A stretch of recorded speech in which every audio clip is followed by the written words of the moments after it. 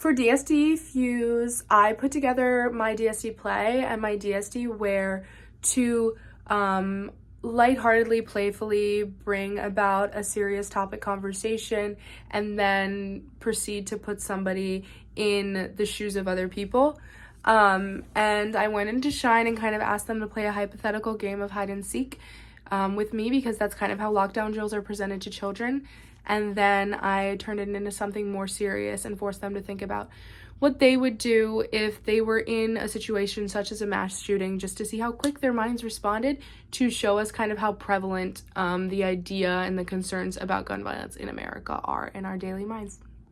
If we were to play a game of hide and seek in Shine right now, where would you hide?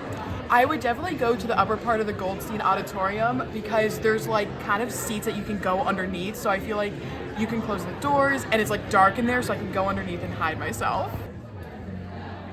In the bathroom in the locked stall. I would go in that room right there. Follow-up question.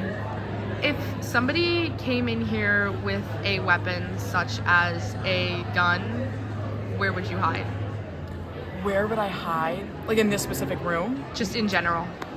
If it's not the auditorium, low-key, I might be going to one of the offices, like the SGA office upstairs, because those doors, once they lock, you can't reopen them without like an SUID. So I feel like that might be a good place. And there's like different rooms and closets that I can just, again, close the door and lock myself in and hide.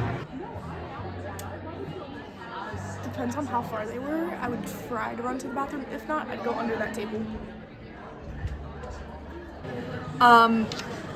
Where would they come from? Because if not, I'm running out those doors like right there.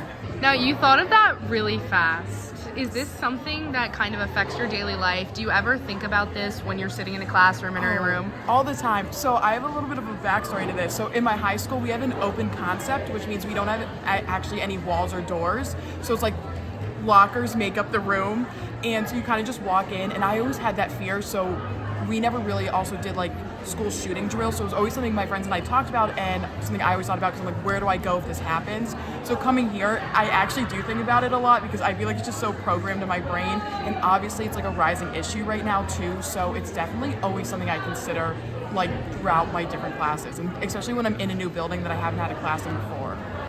I'm always looking for not always looking for exits, but like I'm aware of like exits in the room and like where I am, and like if I'm close to an exit, or like if I needed to escape or like go somewhere, I feel like people know where they would go, so yeah.